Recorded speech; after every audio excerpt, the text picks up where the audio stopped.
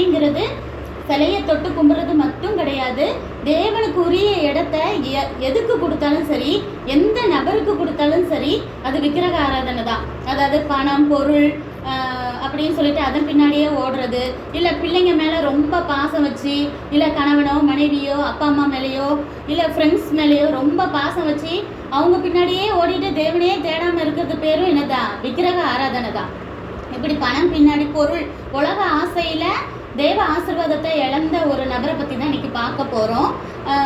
சோதம் கொமோரா அப்படிங்கிற பட்டணம் அந்த காலத்தில் ரொம்ப ஒர்ஸ்ட்டாக இருந்தது. எதுலன்னா ஒழுக்க விஷயத்தில்.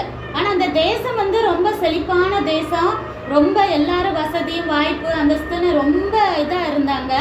ஆணுக்கு ஆண் பெண்ணுக்கு பெண் அப்படிங்கிற மாதிரி தவறான உறவு வச்சுக்கிட்டாங்க. அதனால தேவன் அது ரொம்ப அருவருப்பாக பார்த்தார். இப்போ கூட நம்ம நிறைய நியூஸில் அந்த மாதிரி கேள்விப்பட்டிருப்போம். அப்படிலாம் இப்போ பண்ணுறாங்க, திருமணம் முடிக்கிறாங்க அப்படிங்கிறது. அது அருவருப்பு. இயற்கைக்கு மாறா எந்த விஷயம் செஞ்சாலுமே அது தேவனோட பார்வையில் அருவருப்பு. தேவனை ரொம்ப கோவப்படுத்தும்.